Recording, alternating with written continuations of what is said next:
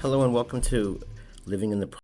I'm your host, Mark Shmueli, and I'm a 28-year veteran of immigration law and activism, having worked both at the state level in Maryland on Governor's Commission with bar associations and activist groups to create a more just and humane world, not just for immigrants, but for all of us. And This week, what we've seen is an increase in student visa revocations. We've seen a couple of cases going through the courts all the way up to the Supreme Court, and we've seen two different paradigms, two different avenues that are being taken here. One is to attack, as my friend and brilliant professor Wilmer Leon said, the due process, to push the envelope on due process and free speech, really, as it pertains to all of us, but through immigrants. And that's one of the themes of this podcast, is that immigration cannot be compartmentalized as a separate item, but really has to include all of us, because immigration law is often used as a testing ground for attacks on due process and for attacks on the rights of all of us, because immigrants, by definition, have fewer overall rights in the United States. Some rights are equal and some rights are not, as we've seen. And so even a green card doesn't keep you from getting deported if you have ideas, thoughts, or actions, nonviolent actions, as Mahmoud Khalil's case will show us, which are not to the liking of this administration or any administration. So we have these laws on the books, which have been around quite a while, which are there to deny free speech, deny access, speech, entry, etc., to immigrants, as opposed to U.S. citizens. But as Professor Leon said, this is a testing ground to see how far they can go, and then really use those same oppressive actions to curb the speech and for all of us, meaning U.S. citizens and immigrants. So that's one. And then there is the just special attack on immigrants that's particularly pervasive in this administration, an administration who came to power as a white supremacist, Christian nationalist-backed entity, a president who talked about immigrants poisoning the blood of the country, governors in border states talking like Greg Abbott in Texas, sending people coming across the border into their states off through the United States as if they are punishing other states by sending folks who are leaving mostly desperate situations, often situations where they've been persecuted, often from countries in which the United States has invaded, both militarily, certainly economically, and has affected those countries greatly, really, since their independence. So we're going to talk about all these things in different episodes, and the important thing is that there are so many things going on that we really do need to compartmentalize them in order to understand them so that we don't get overwhelmed. And I'm here for any ideas that you have about how we can make that work. I definitely will try to do that my best here. It's hard because I'm paying attention to all of it, but even I miss a lot of it. And people that are not even in my field, not even following it, will say, "Oh, this is what happened. Did you hear about it?" And it's like, "No, send me the article." And it's crazy because it's done without any process, and it's very new to even those of us who've been practicing. And we are people who practiced through the aftermath of 9/11, in which Muslims were Muslims and other Middle Easterners were caught up in the government dragnets and surveilled and denied entry, and for their ideas, for their religion. And this is something that I firmly believe, and I think really does harm the United States tremendously and really makes us a very weak country. And this month, these past 2 months have really shown our weakness as a country, in that we would view students who are opposing what the International Court of Justice, headed by a U.S. lawyer who is the chief judge, found to be plausible genocide. And so, and ordered, in this case, Israel, to demonstrate monthly what they're doing to not commit genocide, when instead we know that those monthly reports never came to that court, haven't come to that court, and we see in the media, we see in the human rights reports from other countries and entities that are greatly respected, including Bet Salem, which is an Israeli human rights group, what's going on. So these students are joining their fellow students to oppose the United States support of military and diplomatic support of this attack on Gaza, of whatever you might call it. I'm not here to argue Zionism, not Zionism. I have my views. I am only going to say that I was in the encampments, meaning that I was at the student encampments. I wanted to really get to know the students, and I wanted to see what drove them to be there. And I'm a Jew. I wanted to make sure that there was nothing there that was anti-Semitic or bigoted or anything else that was going to make it an unwelcoming environment. And I can tell you I found the opposite. And we'll talk about that. I found the complete opposite. And I also had the privilege of representing and supporting several students at George Washington University who were disciplined, and charges were levied at them.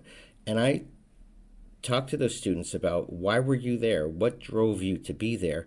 And it was some of the most heartfelt, empathetic reasoning and thinking and camaraderie, and in a really tough time. And I can't imagine what those students were seeing, if they were either personally involved, meaning they had family in Gaza, which were several did, or close friends with family in Gaza, or they just were disgusted by the atrocities that they saw on their screens, on their phones, on TikTok, many of which were put out by, as we know, the Israeli soldiers themselves. And they wanted to be around their fellow students. They wanted to feel safe. They wanted to feel heard. And and there were also, I will say, rabbis, imams there together. We can talk about the movement that was there. And it's a movement that I can say that I'm personally aligned with, but I would never have somebody who disagreed with me unless they were absolutely oppressing other people, unless they were violently attacking other people, unless they were attacking them both with speech, with any other kind of violence. And I understand speech hits different people different ways, but we do have standards in the United States, and we do have things that may trigger some people due to their backgrounds, but also we have a general parameter of what's acceptable and what is not. And there's nothing that was in those rallies that was unacceptable, other than that they radically opposed their universities investing in companies that perpetuated and supported these attacks, be they military or non-military. And so that's really what's been going on. So the result of that has been, we've heard the arrest of Mahmoud Khalil at Columbia, and this week a judge found that Mahmoud was that the United States government, that the Department of Homeland Security had charges that were sustained, that he was removable because the Secretary of State, under a 1952 provision that's only been used once, deemed him to be a danger to U.S. foreign policy, deemed his presence to thwart U.S. foreign policy and goals. And in this case, that meant that he was helping to organize people in opposition. There's nothing in the record, just to repeat, there's nothing in the record or in Secretary of State Rubio's letter that claims that he incited any violence, that he had any committed any crimes. It was merely his ideology, his leadership, and just to say he was a man who met with the university administrators to try to forward his goals. And in the experience that I've had, the universities just don't budge on this. And so it becomes a stalemate. And, the universities have an ally now to help to get rid of this protest, because they're not going to budge on getting rid of these defense contracts and other contracts that help to perpetuate what most of the world believes is an ongoing genocide. And that's something that, and whether you believe that or not, whether you believe that the evidence at the International Court of Justice demonstrates that is a different story. I don't think it's relevant. I think that having the opinion that it is genocide is aligned with pretty much the entire world's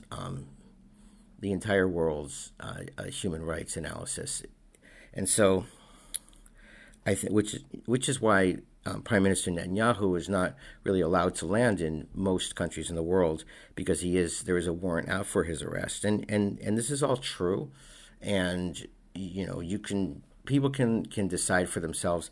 I'm not here to argue the legal case. I think that is very well argued by the attorneys representing the countries at the International Court of Justice, and we'll put the link so people can look at that.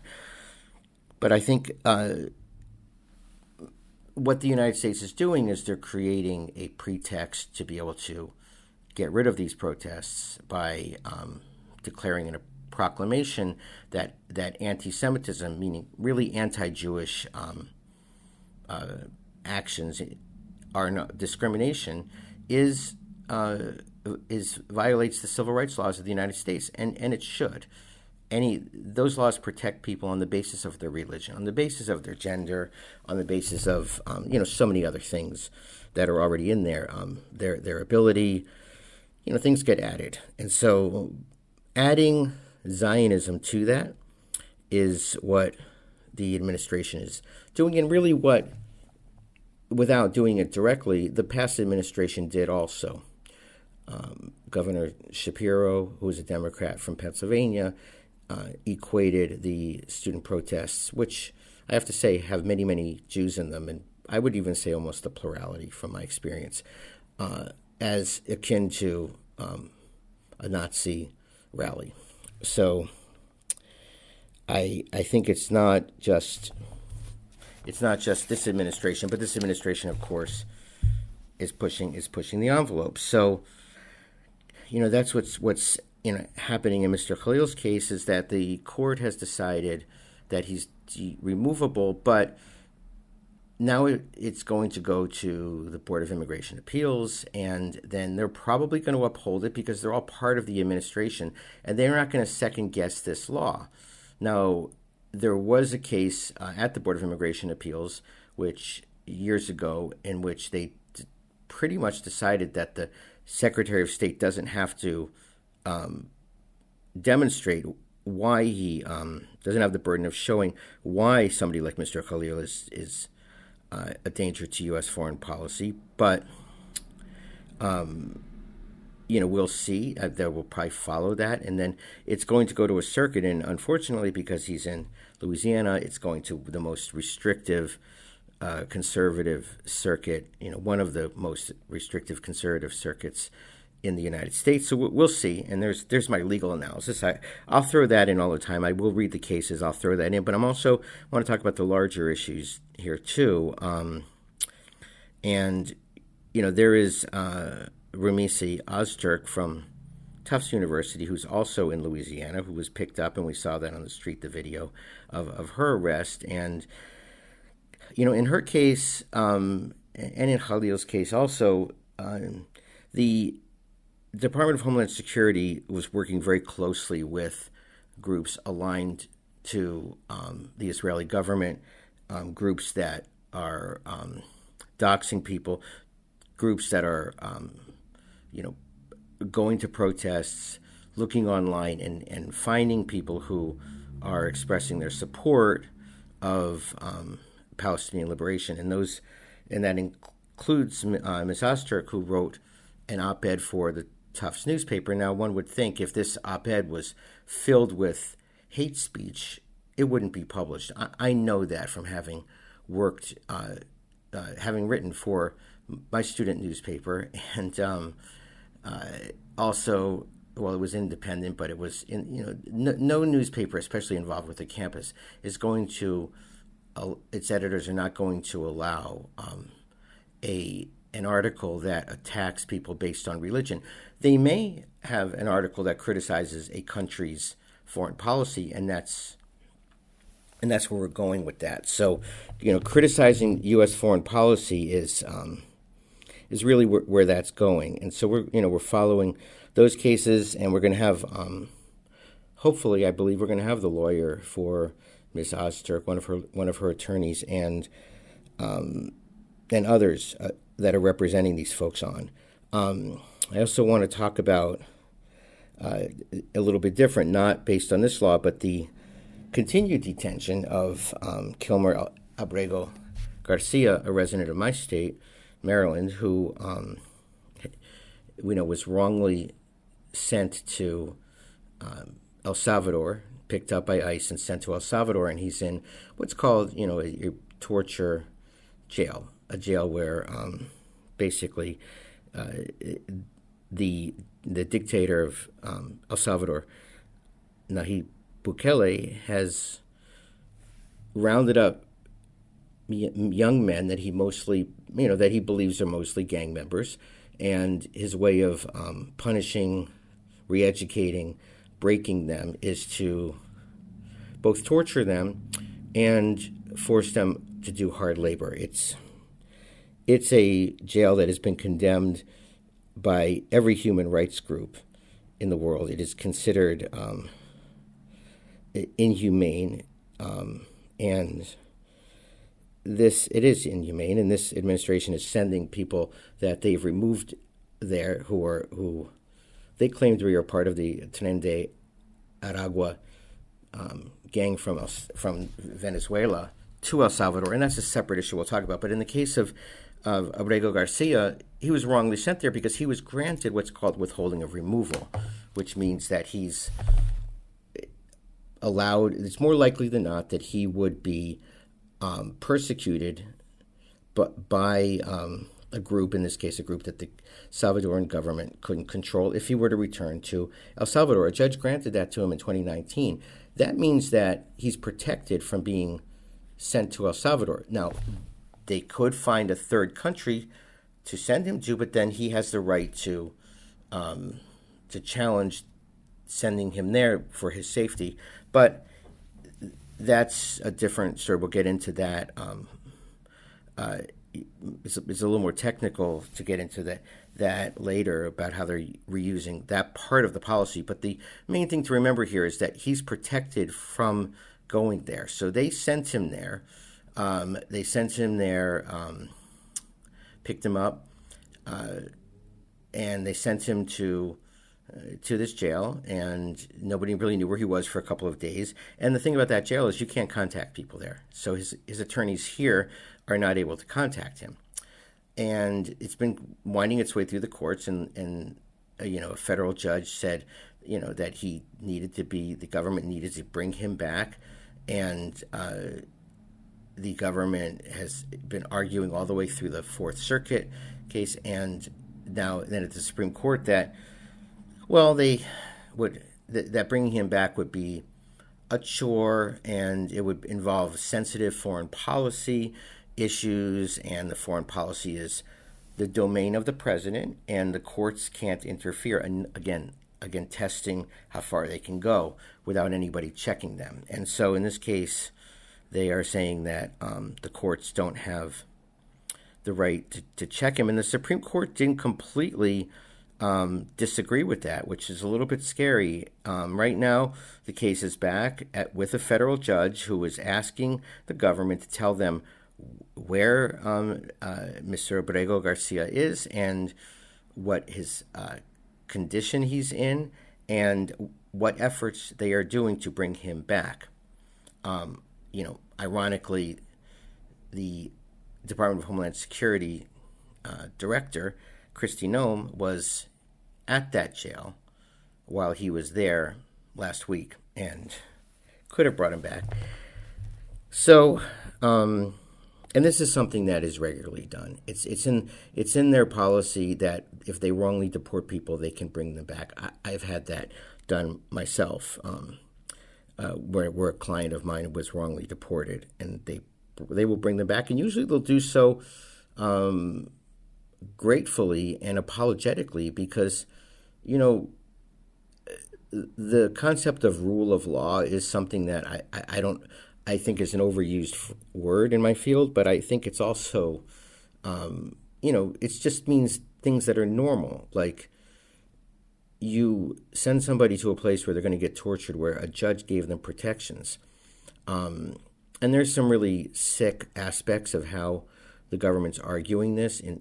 It was arguing this in the courts all the way up, calling him a gang member when that charge was disproved. It was an anonymous tip. The judge that heard his case and heard the facts and heard all the testimony said that wasn't true. And yet they just throw the accusation out. So again, charging people who have really been found to be, to put it colloquially, innocent of that. Charging them with that just because you want to.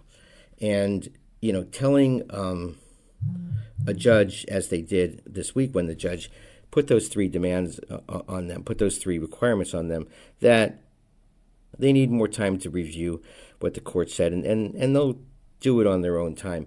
They're really pushing the envelope, and we'll see, because we are headed for crisis in this stuff. We are headed for crisis, but we'll see. Now, I want to get to one of the things we want to talk about here is local laws, and we'll talk about that in the area of trying to bar students from attending elementary and middle and high schools in states, and we'll talk about that. I wrote a Substack piece on that for Oklahoma recently, the failed attempt at trying to disallow or get information about students going to school in Oklahoma. But I want to talk about in Florida. Yes, Florida. On March 31st, something really unprecedented happened in Florida, in that New College, which was a fabulous liberal arts college in Sarasota, Florida, which the DeSantis governorship, they took over and decimated and put some of his anti-immigrant Christian nationalist allies, friends, contributors in charge, fired a professor named Kevin Wang. And they did that under a law that does not allow the employment of foreign nationals who come from nations of concern, including except for people who have green cards or citizenship. Now, the crazy thing about that is that Professor Wang, who taught Chinese language and culture, is an asylum applicant. So he has permission to work. He's permission to be in the United States. His application is pending. And he has asylum applicant not because he represents the Chinese government or their interest in the United States, which is the purpose of this law, but because he opposed Xi Jinping publicly and fears for his life and has asked for protection in the United States. The kind of immigrant who actually is the opposite of what they're saying is a threat. And of course, there's no evidence of anything he did as a threat. They just fired him. And it's really, I mean, it fits in with them ending this week protective status for Afghani citizens, people who came from Afghanistan and have no other status up to now. And now they are stating that conditions in Afghanistan are okay to send people back. So it's more of an ethnic cleansing of what they consider to be non-white people, as President Trump said. They don't want to poison the blood. And, President Trump has a long history of white supremacy that he is not ashamed of on any level, and neither are most of his allies. This isn't something hidden. This isn't, this is not something hidden, and we see it in other areas of the government. So Professor Wang has sued. The ACLU of Florida has sued. So we'll follow that case and talk about that also. But I think that there's so much going on right now, and I wanted to just say that we're going to talk about these student cases. We're going to follow these student cases, these revocations of fees, and tell you some of those stories. And we're going to bring on their representatives and other people who are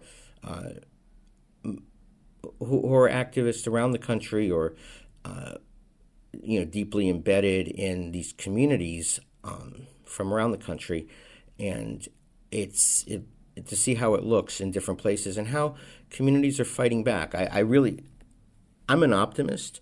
I think this is going to fail.